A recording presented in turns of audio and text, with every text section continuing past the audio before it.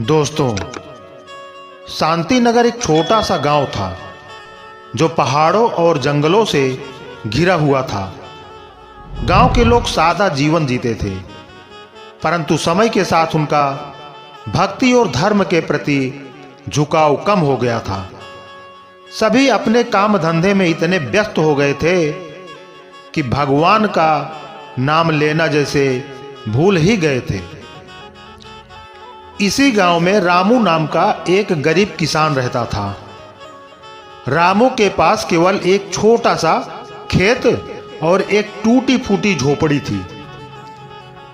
उसकी आमदनी बहुत कम थी, लेकिन वह हमेशा खुश रहता था। उसका विश्वास था कि भगवान विष्णु उसकी हर परिस्थिति में रक्षा करेंगे। हर सुबह रामू जल्दी उठकर स्नान करता, तुलसी को जल अर्पित करता और भगवान विष्णु का नाम लेकर उनकी पूजा करता। दूसरी ओर सेठ दयानंद गांव का सबसे अमीर व्यक्ति था।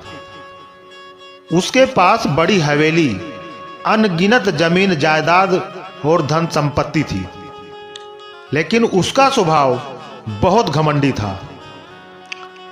वह भगवान में विश्वास नहीं करता था और अक्सर रामू का मजाक उड़ाता। अरे रामू, सेठ दयानंद एक दिन हंसते हुए बोला, तू सारा दिन भगवान का नाम लेता रहता है, लेकिन देख भगवान ने तुझे क्या दिया, ये फटा पुराना कपड़ा और सूखी जमीन। भक्ति से कुछ नहीं होता, पैसा ही सब कुछ है। रामू ने शांत भाव से जवाब दिया, सेठ जी, भक्ति से मन को शांति और विश्वास मिलता है। भगवान की कृपा से सब कुछ संभव है। समय आने पर आपको भी यह समझ में आ जाएगा। कुछ महीनों बाद गांव में भीषण सूखा पड़ गया। नदियां सूख गई, तालाबों का पानी गायब हो गया और खेतों में फसलें जलने लगी। लोग खाने और पानी के लिए तरसने लगे। कई लोग गांव छोड़कर शहर की ओर जाने लगे। सेठ दयानंद ने अपने गोदाम में अन्न और पानी का भंडारण कर रखा था। वह गांव के लोगों को ऊंची कीमतों पर राशन बेचने लगा। गरीब लोग उसकी शर्तों पर मजबूर होकर खरीदारी कर रहे थे। रामू भी इस संकट से जूझ रहा था। उसकी भी फसलें सूख चुकी थी और उसके पास खाने को कुछ भी नहीं था, लेकिन उसने अपनी भक्ति नहीं छोड़ी। हर दिन वह भगवान विष्णु के चरणों में बैठकर प्रार्थना करता और कहता, हे प्रभु, इस गांव के लोगों की रक्षा करें। आपकी कृपा के बिना हमारा उद्धार संभव नहीं। एक दिन गांव में एक संत पुरुष का आगमन हुआ। वह लंबे सफेद बालों और चमकते चेहरे वाले दिव्य व्यक्ति थे। गांव के लोग उनके पास दौड़े और अपनी अपनी समस्याएं बताई। संत ने कहा, यह संकट केवल एक परीक्षा है। जो भगवान पर सच्ची श्रद्धा रखेगा, उसे यह कठिनाई पार करने का मार्ग मिल जाएगा। रामू संत पुरुष के पास गया और अपनी स्थिति बताई। संत ने मुस्कुराते हुए कहा, रामू, तुम्हारी भक्ति सच्ची है। भगवान तुम्हारी मदद अवश्य करेंगे। तुम्हें बस अपना विश्वास बनाए रखना है। अगली सुबह रामू के खेत के पास अचानक पानी का एक स्रोत प्रकट हो गया। यह देखकर रामू की खुशी का ठिकाना न रहा। उसने तुरंत भगवान विष्णु को धन्यवाद दिया। वह पानी गांव के बाकी लोगों को भी देने लगा। चमत्कार यहीं नहीं रुका।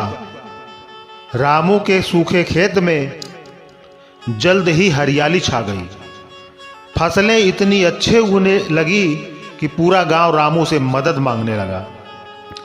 रामू ने अपनी फसलें और पानी सभी के साथ साझा किया। यह देखकर सेठ दयानंद बहुत हैरान हुआ। उसने सोचा, कैसे संभव है कि रामू जिसके पास कुछ भी नहीं था अब इतना खुशहाल है। रामू के खेत में हरियाली और पानी का स्रोत देखकर सेठ दयानंद असमंजस में था। वह सोचने लगा, क्या यह सच में भगवान का चमत्कार है या कोई संयोग? उसका घमंड उसे इस बात पर विश्वास करने से रोक रहा था कि भक्ति में इतनी शक्ति हो सकती है। उसने अपने नौकरों को भेजा और आदेश दिया, जाओ और पता लगाओ कि रामू के खेत में पानी और फसलें कैसे उगी। मुझे यह चाल समझनी है।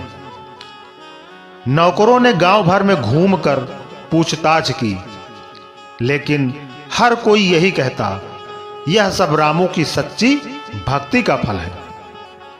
उसने भगवान विष्णु से गांव के लिए प्रार्थना की और भगवान ने उसकी सुन ली। सेठ ने इन बातों को मजाक समझा। उसने तय किया कि वह खुद जाकर रामू के खेत में जांच करेगा। सेठ दयानंद रामू के खेत पर पहुंचा और वहां संत पुरुष को देखा जो ध्यानमग्न बैठे थे। संत को देखकर सेठ के मन में हल्की सी झिझक हुई, लेकिन वह अपने घमंड में उनसे बात करने लगा। संत महाराज, सेठ ने कहा, क्या आप सच में मानते हैं कि इस गांव की मुश्किलें भक्ति से हल हो सकती हैं? रामू को यह पानी और फसलें किसी संयोग से मिली है, भगवान का इससे कोई लेना देना नहीं है। संत ने शांत स्वर में उत्तर दिया, सेठ जी, आपकी आंखें भक्ति की शक्ति को देखने में असमर्थ है। रामू ने अपने पूरे विश्वास के साथ भगवान का स्मरण किया। जो व्यक्ति भक्ति में लीन हो जाता है उसके जीवन में चमत्कार होना स्वाभाविक है। आप अपनी आंखें खोलें और देखिए कि सच्चे विश्वास की क्या शक्ति है। सेठ ने यह सुनकर व्यंग किया, अगर भक्ति इतनी ही शक्तिशाली है तो आप मुझे यह दिखाइए। मैं खुद देखना चाहता हूं कि भगवान मेरे लिए क्या कर सकते हैं। संत मुस्कुराए और बोले, आपके जीवन में भक्ति का कोई स्थान नहीं है, इसलिए आप इसे समझ नहीं सकते। पहले अपने अहंकार को त्यागिए और अपने भीतर भगवान को जगह दीजिए, तभी आप इसका अनुभव कर पाएंगे। संत ने सेठ को एक परीक्षा का प्रस्ताव दिया। उन्होंने कहा, सेठ जी, आप 7 दिन तक अपनी संपत्ति, अपना घमंड और अपना स्वार्थ छोड़कर ईश्वर की सच्चे मन से आराधना कीजिए। यदि भगवान आपकी प्रार्थना का उत्तर न दें तो आप हमें दोष दीजिए। सेठ दयानंद ने इसे चुनौती के रूप में स्वीकार कर लिया। वह अपनी हवेली से बाहर निकला और 7 दिनों के लिए साधारण जीवन जीने और भगवान विष्णु का स्मरण करने का वचन दिया। सेठ ने पहले दिन भगवान विष्णु का नाम लिया, लेकिन उनका ध्यान बार बार अपनी संपत्ति और कामों पर चला जाता रहा। संत ने उसे ध्यान केंद्रित करने को कहा और सच्चे मन से प्रार्थना करने की सलाह दी। धीरे धीरे दिन बीतने लगे। चौथे दिन सेठ को एक स्वप्न आया। उसने देखा कि एक विशाल जलधारा गांव की ओर बह रही है और सारे बंजर खेतों को सींच रही है। सपने में भगवान विष्णु ने कहा, सेठ दयानंद, जो व्यक्ति अपनी इच्छाओं और घमंड को त्यागता है वही मेरी भक्ति का फल पाता है। अब समय आ गया है कि तुम अपनी गलतियां सुधारो। 7वें दिन सेठ दयानंद पूरी तरह से बदल गया। उसने संत के चरणों में गिरकर माफी मांगी और कहा, महाराज, अब मुझे सच्चाई समझ आ गई है। धन और संपत्ति क्षणिक है, लेकिन भक्ति में वह शक्ति है जो असंभव को भी संभव बना देती है। कृपया मुझे सही मार्ग दिखाएं। संत ने कहा, अब तुम सच्ची भक्ति के मार्ग पर हो। जाओ, अपनी संपत्ति को गरीबों के साथ साझा करो और अपने जीवन को सेवा और भक्ति में लगाओ। सेठ दयानंद ने अपने गोदाम खोल दिए और गांव के सभी लोगों को मुफ्त में अन्न और पानी बांटा। उसने अपने घमंड को त्याग कर रामू और संत के साथ मिलकर भगवान विष्णु का भव्य मंदिर बनवाया। उस मंदिर में सभी गांव वाले प्रतिदिन भजन कीर्तन करते और भगवान का नाप जपते। धीरे धीरे गांव में फिर से खुशहाली लौट आई। कहानी इस संदेश के साथ समाप्त होती है कि भक्ति केवल एक पूजा का माध्यम नहीं है, बल्कि आत्मा और परमात्मा के बीच का वह गहरा संबंध है जो हर संकट को हल कर सकता है। भक्ति की शक्ति की एक और कहानी सुनाता हूं। भक्त धन्ना जी का जन्म मुंबई के पास धुआन गांव में एक जाट घराने में हुआ। इनके माता पिता कृषि और पशुपालन करके अपना जीवन यापन करते थे। वह बहुत निर्धन थे। जैसे ही धन्ना बड़ा हुआ, उसे भी पशु चराने के काम में लगा दिया। वह प्रतिदिन पशु चराने जाया करता। गांव के बाहर ही कच्चे तालाब के किनारे एक ठाकुर द्वार था, जिसमें बहुत सारी ठाकुरों की मूर्तियां रखी हुई थी। लोग प्रतिदिन वहां आकर माथा टेकते व भेंट अर्पण करते। धन्ना पंडित को ठाकुरों की पूजा करते, स्नान करवाते व घंटियां खड़काते रोज देखता। अल्प बुद्धि का होने के कारण वह समझ न पाता। एक दिन उसके मन में आया कि देखते हैं कि क्या है माजरा। उसने एक दिन पंडित से पूछ ही लिया कि आप मूर्तियों के आगे बैठकर आप क्या करते हो? पंडित ने कहा, ठाकुर की सेवा करते हैं, जिनसे कि मनोकामनाएं पूर्ण होती हैं। धन्य ने कहा, यह ठाकुर मुझे भी दे दो। उससे छुटकारा पाने के लिए पंडित ने कपड़े में पत्थर लपेटकर दे दिया। घर जाकर धन्य ने पत्थर को ठाकुर समझकर स्नान कराया और भोग लगाने के लिए कहने लगा। उसने ठाकुर के आगे बहुत मिन्नतें की। धन्य ने कसम खाई कि यदि ठाकुर जी आप नहीं खाएंगे तो मैं भी नहीं खाऊंगा, भूखा ही रहूंगा। उसका यह प्रण देखकर प्रभु प्रकट हुए तथा रोटी खाई व लस्सी भी पिया। इस प्रकार धन्य ने अपने भोलेपन में पूजा करने और साफ मन से पत्थर में भी भगवान को पा लिया। जब धन्य को लगन लगी, उस समय उसके माता पिता बूढ़े हो चुके थे और अकेला नवयुवक था। उसे ख्याल आया कि ठाकुर को पूजा से खुश करके यदि सब कुछ हासिल किया जा सकता है तो उसे अवश्य ही यह करना होगा, जिससे घर की गरीबी चली जाए तथा सुख आए। ऐसा सोचकर ही वह पंडित के पास गया। पंडित ने पहले ठाकुर देने से मना कर दिया कि वह ठाकुर की पूजा अकेले नहीं कर पाएगा।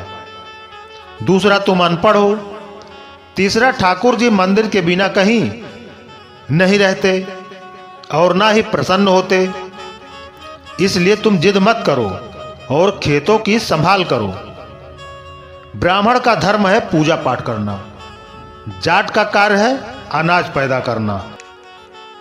परंतु धन्ना टस से मस नहीं हुआ। अपनी पिटाई के डर से पंडित ने जो शालिग्राम मंदिर में फालतू पड़ा था उठाकर धन्य को दे दिया और पूजा पाठ की विधि भी बता दी। पूरी रात धन्य को नींद न आई। वह पूरी रात सोचता रहा कि ठाकुर को कैसे प्रसन्न करेगा और उनसे क्या मांगेगा। सुबह उठकर अपने नहाने के बाद ठाकुर को स्नान कराया। भक्ति भाव से बैठकर लस्सी, रिडकी व रोटी पकाई। उसने प्रार्थना की, हे प्रभु भोग लगाओ, मुझ गरीब के पास रोटी लस्सी और मक्खन ही है और कुछ नहीं। जब और चीजें दोगे तब आपके आगे रख दूंगा। वह बैठा ठाकुर जी को देखता रहा। अब पत्थर भोजन कैसे करे? पंडित तो भोग का बहाना लगाकर सारी सामग्री घर ले जाता था, पर भाले बालक को इस बात का कहां ज्ञान था। वह व्याकुल होकर कहने लगा कि क्या आप जाट का प्रसाद नहीं खाते? दादा तो इतनी देर नहीं लगाते थे। यदि आज आपने प्रसाद न खाया तो मैं मर जाऊंगा, लेकिन आपके बगैर मैं नहीं खाऊंगा। प्रभु जानते थे कि यह मेरा निर्मल भक्त छल कपट नहीं जानता। अब तो प्रकट होना ही पड़ेगा। 1 घंटा और बीतने के बाद धन्ना क्या देखता है कि श्री कृष्ण रूप भगवान जी रोटी मक्खन के साथ खा रहे हैं और लस्सी पी रहे हैं। भोजन खाकर प्रभु बोले, धन्य, जो इच्छा है मांग लो, मैं तुम पर प्रसन्न हूं। धन्य ने हाथ जोड़कर विनती की, भाव, जो तुम्हारी भक्ति करते हैं तू उनके कार्य संवार देता है। मुझे गेहूं, दाल व घी दीजिए, मैं खुश हो जाऊंगा।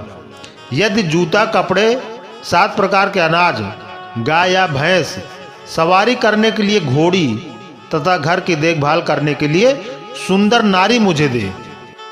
धन्य के यह वचन सुनकर प्रभु हंस पड़े और बोले, यह सब वस्तुएं तुम्हें मिल जाएगी। प्रभु बोले, अन्य कुछ और? प्रभु, मैं जब भी आपको याद करूं आप दर्शन दीजिए। यदि कोई जरूरत हुई तो बताऊंगा। तथास्तु, भगवान ने उत्तर दिया। हे प्रभु, धन्ना आज से आपका आजीवन सेवक हुआ। आपके अलावा किसी अन्य का नाम नहीं लूंगा। धन्ना खुशी से दीवाना हो गया। उसकी आंखें बंद हो गई। जब आंखें खोली तो प्रभु वहां नहीं थे। वह पत्थर का शालिग्राम वहां पड़ा था। उसने बर्तन में बचा हुआ प्रसाद खाया, जिससे उसे 3 लोकों का ज्ञान हो गया। प्रभु के दर्शनों के कुछ दिन पश्चात धन्य के घर सारी खुशियां आ गई। एक अच्छे अमीर घर में उसका विवाह हो गया। उसकी बिना बोई भूमि पर भी फसल लहलहा उठी। उसने जो प्रभु से मांगा था उसे सब मिल गया। किसी ने धन्य को कहा, चाहे प्रभु तुम पर प्रसन्न है, तुम्हें फिर भी गुरु धारण करना चाहिए। उसने स्वामी रामानंद जी का नाम बताया। एक दिन अचानक ही रामानंद जी उधर से निकले। भक्त धन्य ने दिल से उनकी खूब सेवा की तथा दीक्षा की मांग की। रामानंद जी ने उनकी विनती स्वीकार कर ली और दीक्षा देकर धन्य को अपना शिष्य बना लिया। धन्ना भगवान के नाम का सुमिरन करने लगा। तो दोस्तों, आज की कहानी बस इतना ही। हमारी ये कहानी आपको अच्छी लगी हो तो एक लाइक करके वीडियो को शेयर करें और इसी तरह की कहानी सुनने के लिए हमारे चैनल को सब्सक्राइब जरूर करें। हमारे कहानी में अगर कोई कमी हो तो आप लोग कमेंट करके जरूर बताएं। धन्यवाद।